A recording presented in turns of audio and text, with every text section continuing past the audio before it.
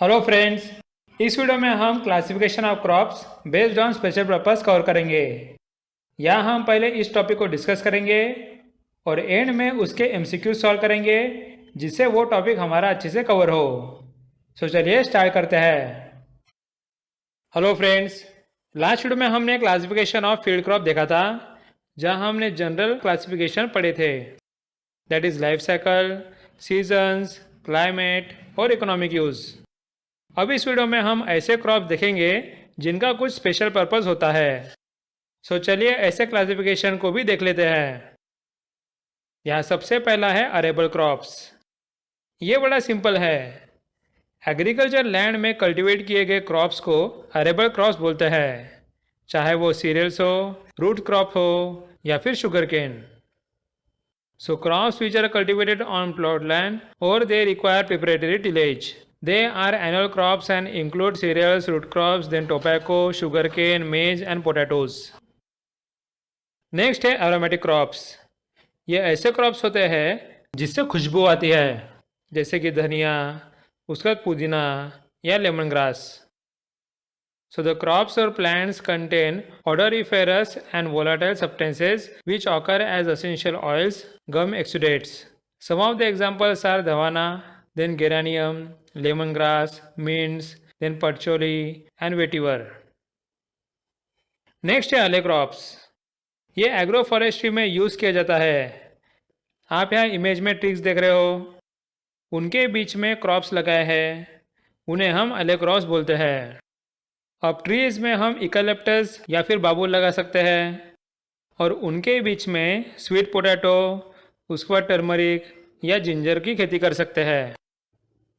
So array crops or hedgerow intercrops is grown under an agroforestry practice in which arable crops which are grown in alleys or passages formed by trees or shrubs.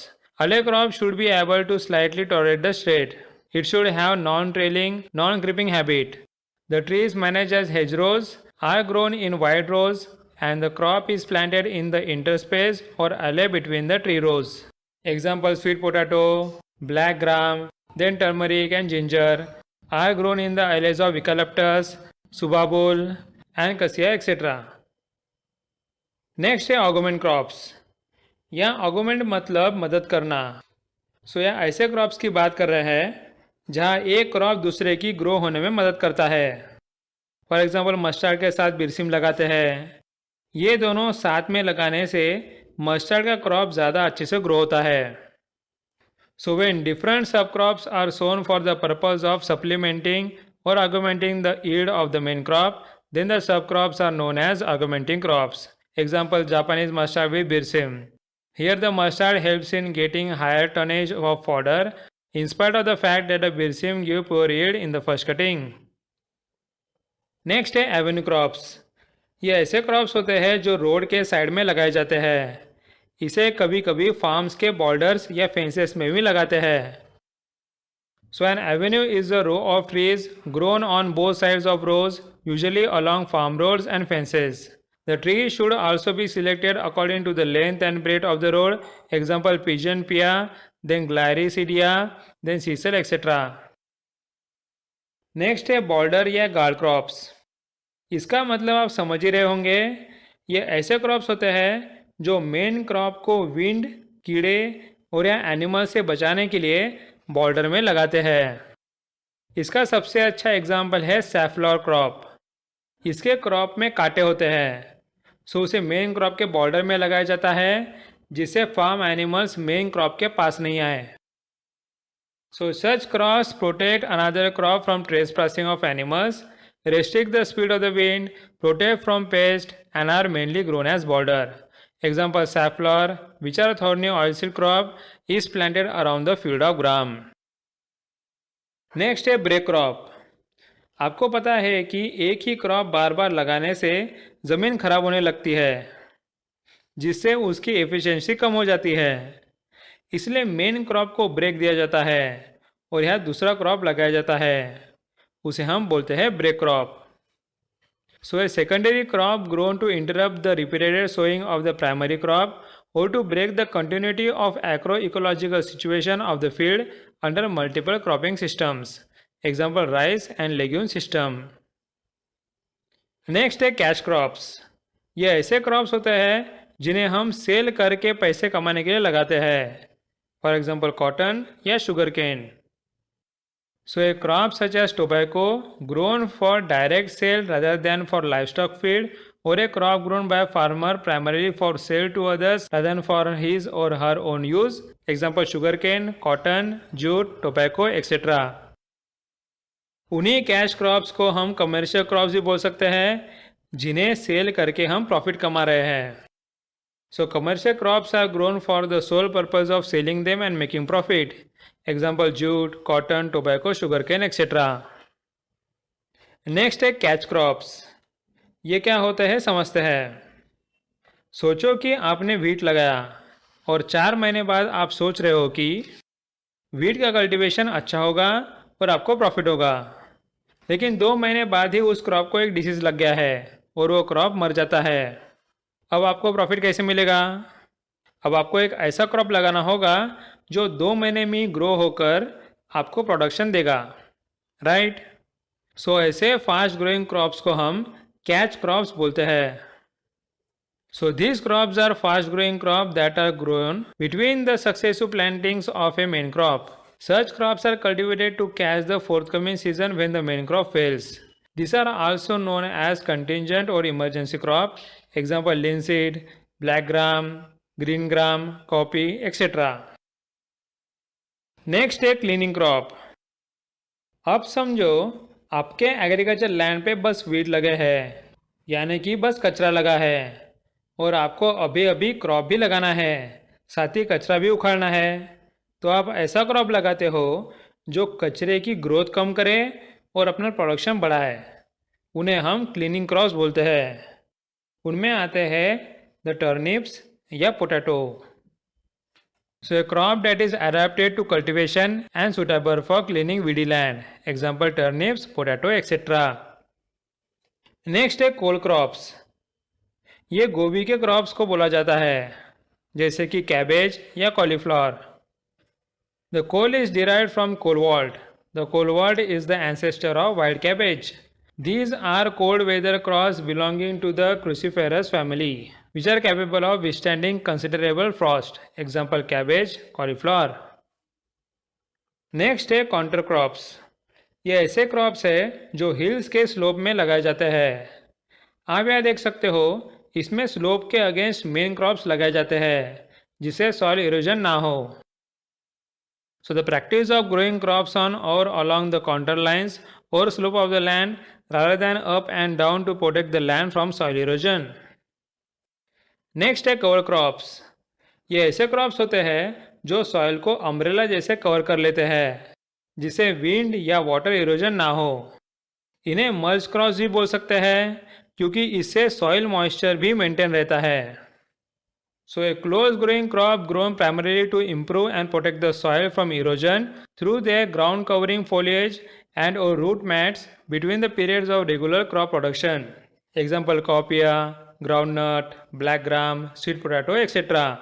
Then mulch crops are grown to conserve the soil moisture through their ground covering foliage. Example copia.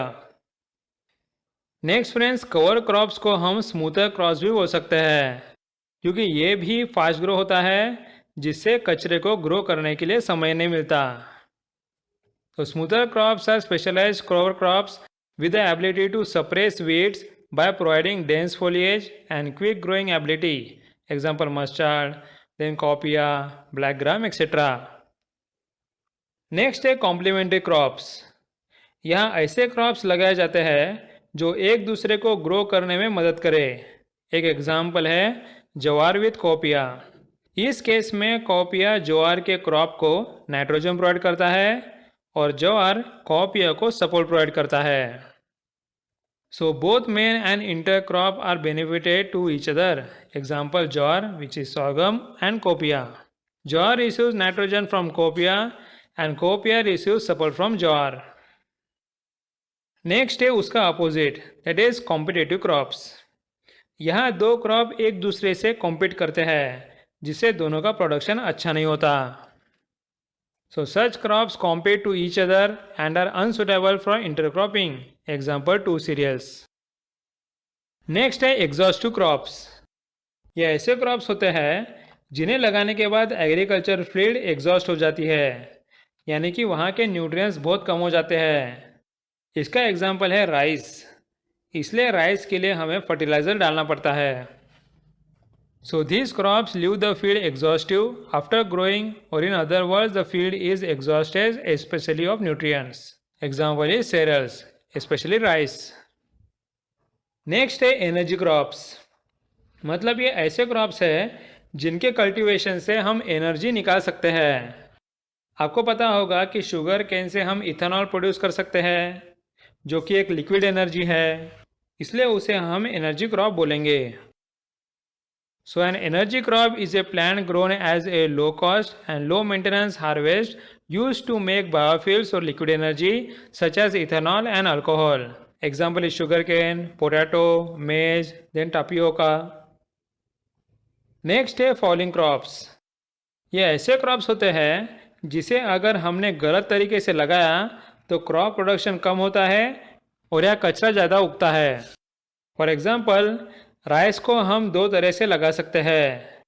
एक तो rice के plants field में transplant कर सकते हैं, या फिर rice seed को डायरेक्ट फील्ड में डाल सकते हैं।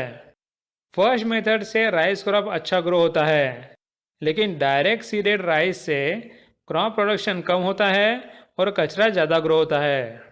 सो या सेकंड मेथड के वक्त हम राइस को फॉलिंग क्रॉप बोल सकते हैं। So such crops whose cultivation practices allow the infestation of weeds intensively. Example direct seeded rice. Next है ले क्रॉप्स। यहाँ ले मतलब ग्रास होता है। सो इसमें फील्ड क्रॉप के साथ रोटेशन में ग्रास लगाया जाता है, जिससे सॉइल की फर्टिलिटी बरकरार रहे और फार्म एनिमल्स को भी खाने के लिए मिले। So this is a crop rotation system in which a grass legume mixture is grown in rotation with agricultural crops. The system is sometimes called alternate husbandry. The grass legume mixture is called lay. Next है medicinal crops. ये ऐसे crops होते हैं जिसमें medicinal value होती है, जैसे कि तुलसी या ashwagandha. So the crops which contain alkaloids, glycosides, steroids or other groups or compounds of medicinal value and which are used commercially are called medicinal crops. Example tulsi, ashwagandha, aloe, stevia, etc. Next है nurse crops. यहाँ nurse का काम क्या होता है? देखभाल करना। सो ये ऐसे क्रॉप्स है जो मेन क्रॉप्स की देखभाल के लिए लगाए जाते हैं। इसका एक एग्जांपल हमने ऑलरेडी देखा है, दैट इज जवार विथ कॉपिया, जो एक दूसरे की देखभाल करते हैं। सो द क्रॉप्स और ट्रीज, shrubs और other plants introduced to foster or nourish another crops by providing shade, protecting it from frost, then insulation or wind. The widest use of nurse crop is the establishment of leguminaceous plants. Example sunhap in sugarcane, then jowar in copia, rye in pia, etc. Next है para और उटेरा crops. अब यहाँ सोचो कि हमने rice लगाया है, जिसे हम 10-15 दिनों बाद हार्वेस्ट करने वाले हैं, और उसके बाद एक नया क्रॉप लगाएंगे। लेकिन इतना टाइम रुकना क्यों? ऐसा कर सकते हैं क्या कि अभी से बीज बो देते हैं, जिससे टाइम भी बच जाएगा और ज़मीन भी प्रिपेयर नहीं करनी पड़ेगी। सो ऐसे क्रॉप्स जो दूसरे क्रॉप्स के हार्वेस्टिंग के पहले लगाए जाए उन्हें पैरा और उटेरा क्रॉप्स बोलते हैं। So the seed of succeeding crops like black gram, green gram, पिया etcetera is sown 10 to 15 days before the harvesting rice crop. This practice save time, money to be spent on land preparation etc. and utilizes residual fertility. Next है paired रो crops. आप यहाँ image में देख सकते हो कि यहाँ 2 रोज पेयर में लगाए हैं, या फिर आप ऐसा भी बोल सकते हो कि इसमें थर्ड रो नहीं लगाया है। ये ऐसी जगह किया जाता है जहाँ ज़मीन में मॉइस्चर कम है। So generally the third row of the crop is removed और growing of crop in a pair of rows is known as paired row cropping. The third row is removed with an objective to conserve the soil moisture in dryland areas or reduce the moisture stress. Next उसी की तरह होता है skip cropping, जहाँ बीच में एक रो skip कर दी जाती है। So when a line is left unsown in the regular row series of sowing is called skip cropping. Next है रिस्टोरेटिव क्रॉप्स। ये ऐसे क्रॉप्स होते हैं जिन्हें लगाने से सॉइल की फर्टिलिटी मेंटेन करने में मदद होती है। इसमें पल्सेस आते हैं। So restorative crops are crops that help in maintaining the fertility of soil, for example pulses and legumes. Next है रिपारियन क्रॉप्स। अब रिपारियन किसे बोलते हैं? आप इमेज में देख सकते हो, इसमें नॉर्मल ज़मीन और नदी के बीच के एरिया को हम रिपारियन एरिया बोलते हैं। उस एरिया में जो क्रॉप्स लगाए जाते हैं उसे हम रिपारियन क्रॉप्स बोलते हैं।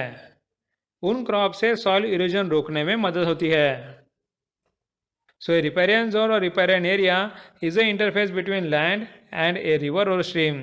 These are the crops grown along irrigation and drainage channels or water bodies. Example, water spinach. They help to protect the soil from erosion. Next है silage crops. Silage crops ऐसे होते हैं जो फार्म एनिमल्स को खिलाने के लिए cultivate किए जाते हैं। आप इमेज में देख सकते हो, यहाँ पहले उसे काटा जाता है, फिर उसके छोटे टुकड़े करके स्टोर किया जाता है और वो सूखने के बाद फार्म एनिमल्स को दिया जाता है। So such crops like corn, legumes and grasses have been harvested at early maturity, finely chopped, packed tightly to exclude air and stored in tower silos, pits or trenches for properly fermentation, which is used as animal feed during the lean period or off season. Example, maize, copia, jowar, etc. अब friends, यहाँ तो crop को सुखा के खिलाया गया, क्या ऐसा भी होता है यहाँ की क्रॉप को डायरेक्ट फार्म एनिमल्स को खाने दिया जाता है? बिल्कुल होता है। ऐसे क्रॉप्स को सॉइलिंग बोलते हैं। So a crop which is harvested in its green stage and fed to livestock immediately without further curing और processing, example berseem, napier, etcetera. Next है स्टिमुलेटिंग क्रॉप्स, जो लोगों को स्टिमुलेशन देने का काम करता है, एग्जाम्पल टोबैको या opium. So stimulating crop stimulate the human body, example tobacco, opium, etcetera. Next है ट्रैप क्रॉप्स। ये ऐसे क्रॉप्स होते हैं जो इंसेक्ट्स को ट्रैप करने के लिए यूज़ किए जाते हैं। सोचो कि आपने कॉटन लगाया है, अब उसे कीड़ों से बचाने के लिए आपने उसके साइड में लेडी फिंगर लगाया, जिससे कीड़ों ने कॉटन के जगह लेडी फिंगर को अटैक किया। सो या लेडी फिंगर को हम ट्रैप क्रॉप बोलेंगे। सो ट्रैप क्रॉप्स और decoy crops are grown to protect the main cash crop from a certain pest और several pest. These crops completely surround the main cash crop and prevent pest attack from all sides of the field by attracting the pest. Example, cotton red bug tracked by ladyfinger around cotton. Next है truck crops. ये ऐसे vegetables होते हैं जिन्हें ज़्यादा quantity में लगाकर हम ट्रक में भरकर मार्केट में बेचने के लिए ले जाते हैं। सो ग्रोइंग वन और more vegetable crops on a large scale for fresh shipment to distant markets. Most important truck crops are potato, tomatoes, lettuce, melons, beets, broccoli, celery, radishes, onions, cabbage and strawberries. Next है where crops. ये ऐसे crops है जिन्हें ware house में store किया जाता है, जिससे फ्यूचर में जब उसकी डिमांड ज़्यादा रहे तो निकाला जा सके। So these crops are grown for temporary storing in warehouses for future use. Example, potato. अब हम classification of crops based on special purpose के टॉपिक के एमसीक्यू सॉल्व करते हैं। इससे हमारी प्रैक्टिस अच्छी हो जाएगी। यहाँ हम क्वेश्चन को 7 से 8 सेकंड के लिए रखेंगे और उसके बाद आंसर्स को 3 से 4 सेकंड के लिए। सो चलिए स्टार्ट करते हैं।